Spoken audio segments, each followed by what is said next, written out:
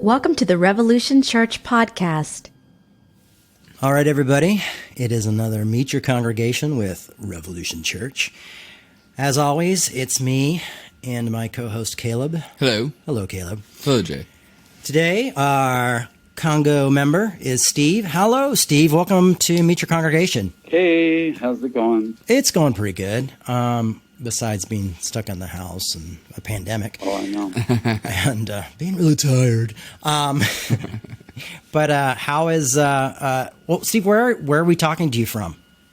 I'm in Youngstown, Ohio. Awesome. How is the quarantine going in Youngstown, Ohio? It's going good. I'm just kind of sad that I don't get to see my mom. Oh, yeah. Kind of she's in a nursing home. Well, that's tough, man. Yeah. That's a bummer. Do you live on your own? I do live on my own, but I kind of quarantined with my brother. Nice. It's good to have that option. Yeah. He lives upstairs, so. Nice. Very cool. So how did you get involved in Revolution? How did you find out about Revolution and church and Jay? Actually, I followed Jay's books back in probably like 2007 when you ended up in a paper that I did about, because in my Christianity class that I took at university, and I just whenever but it was when you were still pretty evangelical. Okay. When you did the one punk under God thing. Oh yeah. And then actually you and Reverend Vince helped me to start going back to church again. Oh, cool. Yeah, that's when we were back at Pete's Candy Store in Brooklyn. Yeah. Well, that's cool. You say going back to church, so were you raised in the church then?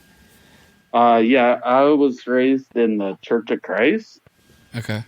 So we are the only way.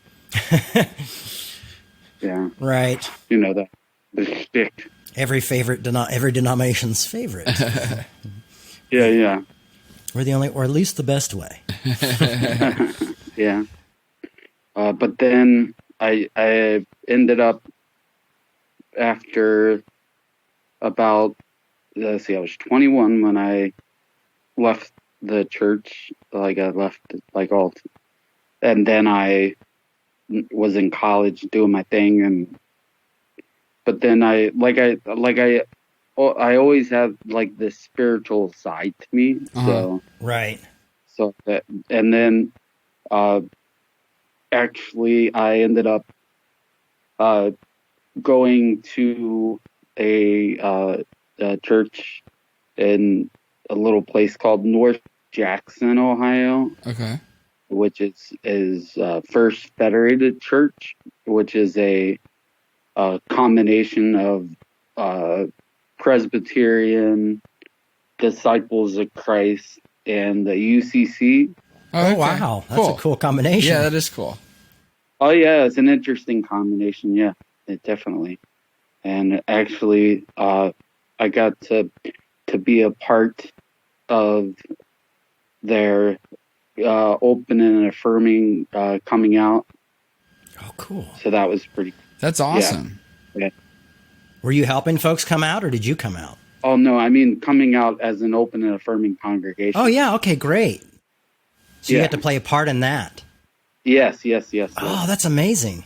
That's really exciting work. But I actually, because they asked me to even because I always I'm a very, very doubtful on a lot of things, you know. But then, just because I showed up a lot, they asked me to be an elder.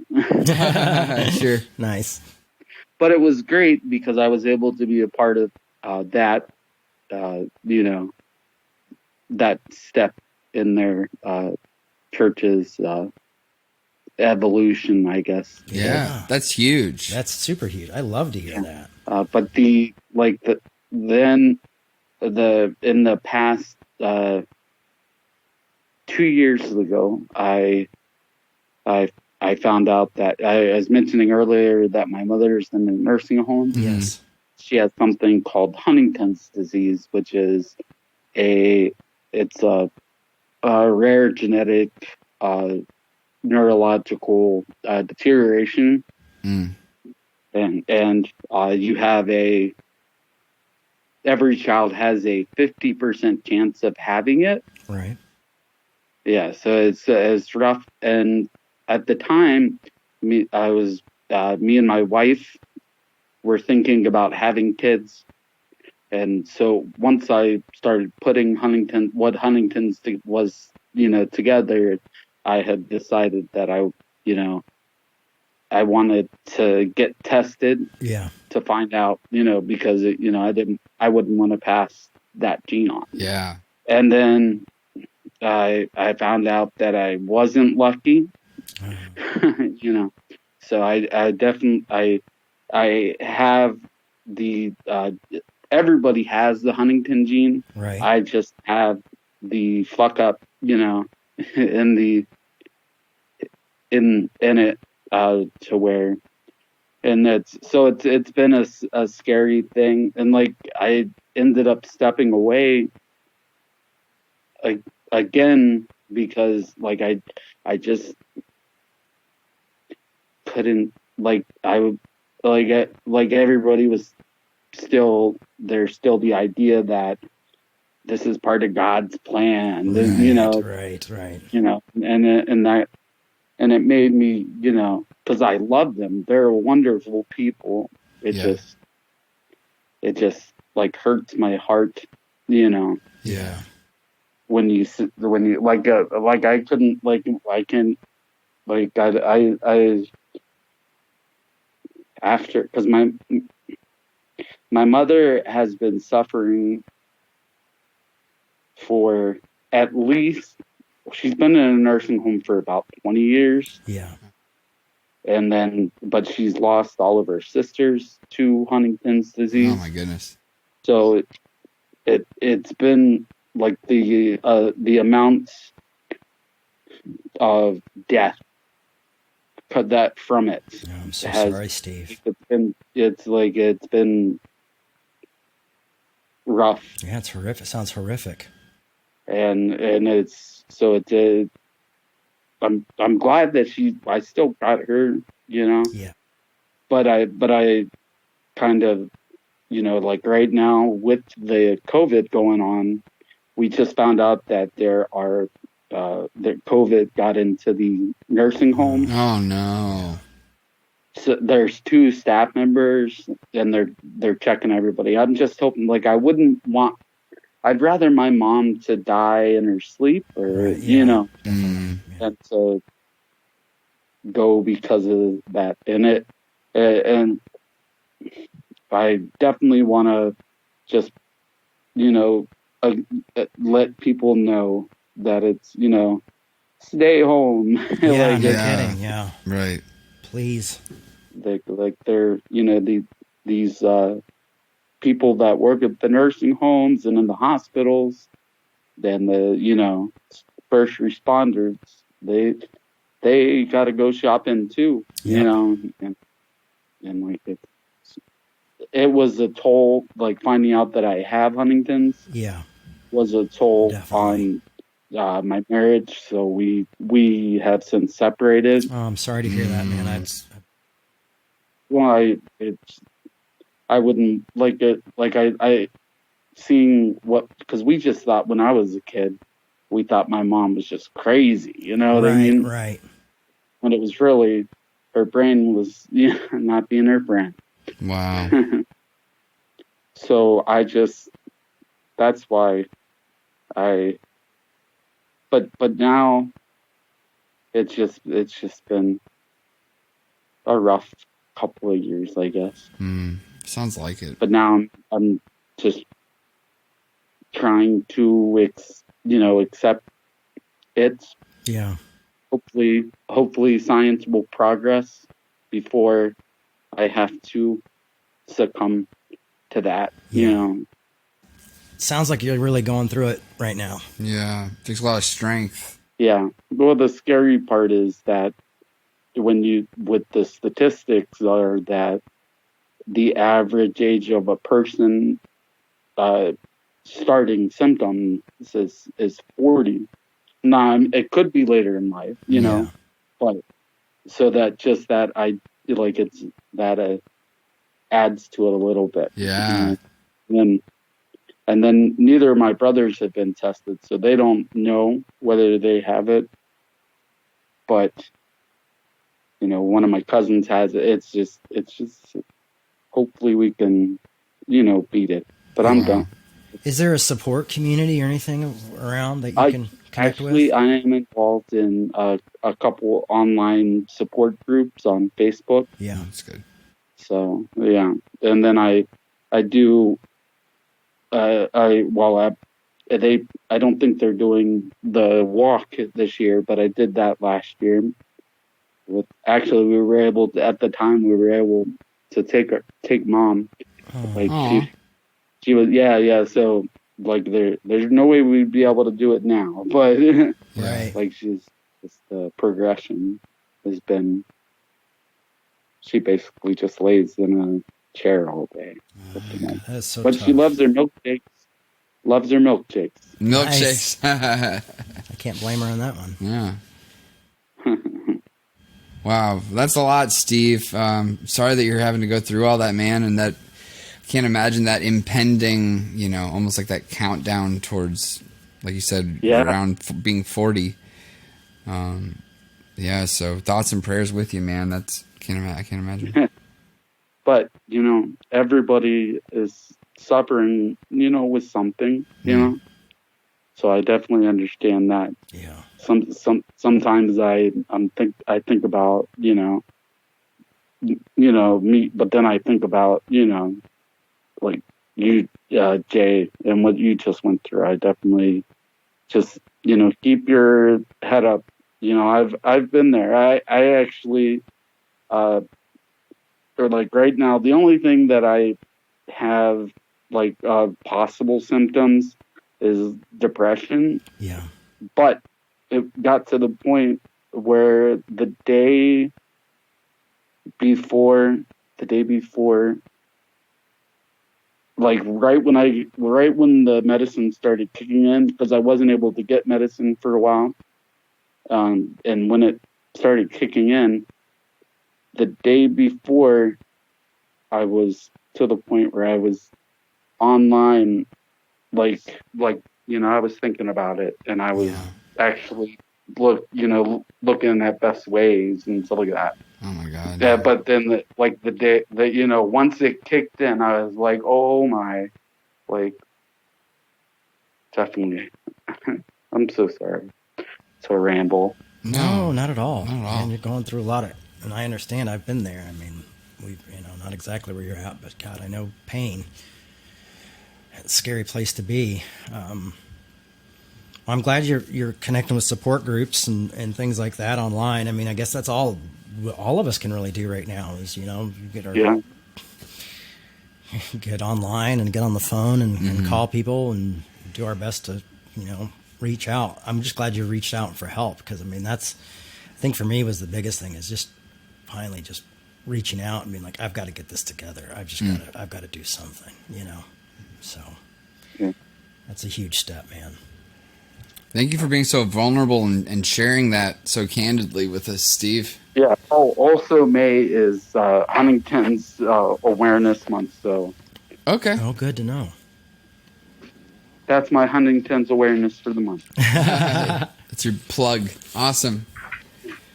Cool. Well, wow. Yeah. Thank you so much for sharing such personal, emotional details. Well, we always ask in these interviews if there's anything that we as a church can improve on. anything that you're getting out of it that we can do more of, or that we're not providing you that you'd like to get out of it, or just anything come to mind? I can't think of anything, but I do want to thank you guys for your honesty, and like, it's definitely appreciate it. Well, Steve, I appreciate your honesty too, man. I think a lot of people are going to hear this and definitely relate to it. I think there's a lot of people going through a lot of dark stuff that no one else can understand. Mm-hmm. And I think they can. This type of thing is. I mean, it when we can share our suffering, I think there's some sort of peace in that. To know that you're not alone. I mean, it doesn't cure it, but it definitely allows us to not feel like we have to sit in it, and that we're abandoned. Totally. Oh, Jay, I'm taking your advice. You said they should do an intro to pyrotheology. Yes. I'm going to be doing that. I think I'm missing the first one because I'm talking to you guys. Uh-oh. Mission accomplished. Derailed. I got you, Pete Rollins. We got you. It's your time. Yeah. No. Yeah. Well, good. I'm glad. Yeah. That's awesome. Yeah. I think Pete's really got something there at the pyrotheology, and I'm really excited to be someone who's a firm believer in that. Which it's been a long time since I could give a name to a theology that I really liked. So it's nice to do that. Mm-hmm. Well, Steve, thank you so much, man. We are definitely thinking about you, and glad you're here. And please, reach out online, say hello, and keep us up to date, and hopefully you'll connect with more congregation members too, as well. And be able to chat with them. And you're in the Bible study. That's cool. Yeah. Seeing you in there. So. Yeah. Well, thanks for being a part, man. That means a lot to us. All right. Well, thanks for your time, Steve. Any other questions? No, I don't think so. Unless you have anything for us. I think that's... Just thanks again for everything. Oh, thanks, man. It means a lot, Steve. You're welcome. All right, buddy. Have a good one. You guys have a good one. Thank you very much. You're welcome. Thanks. Bye. We'd like to remind you that our ministry is supported 100% by listeners like you. To make your 100% tax-deductible donation today, please visit revolutionchurch.com/donate. You can also learn more by clicking the donate section on the website. If you like that, you might enjoy the Loosen the Bible Belt podcast with Jay Baker and me, Kristen Becker. I wrote a change.org petition for Cuomo and Trump to do a pay-per-view cage match. Yeah. Oh, I saw that. Yeah, that's hilarious. I have never believed in an idea as much as I believe in this idea. Like, I have to be honest with you. Like, do you know how many people would pay for this particular? And Trump, Trump was on WWE. I know. Yeah, that's right. He has set this precedent. This is not as crazy an idea as people want to think it is. It's actually pretty legit, and I just have to give it to Vince McMahon. So if you can sign the petition, please. And he wrestled too, didn't he? I don't know what exactly he did because I can't bring myself to watch it. I think he hit somebody on it, like not like real. Yeah, like with a chair or something, probably. Right. So if we did pay-per-view, and let's say it was $49.99 a head. I've got it listed for $29, but I know a bigger producer would mark it up. And we sold it to billions. I mean, at least a half of how many people all over the world do you think? Let's say if there's 7 billion people on the planet, only 2 billion can afford it. And out of those 2 billion, who would do it? I would say at least 500 million, right? I mean, all the Trump supporters would probably do it. And Cuomo, too. I mean, Cuomo's pretty badass. He doesn't take any nonsense. I think we could really raise some money. But anyway, so that's... I'd love to watch those two debate. That would be really fun. I mean, sure. You gotta dream big, man. Dream big, yeah. You can't sell tickets to a debate. It's like illegal or something. I'm trying to encompass all of the best things of America into one way to save us financially. And I feel like capitalism and reality television and pay-per-view and fighting, and it'll get some liquor sponsors that will get delivered by Postmates. Like, we can really...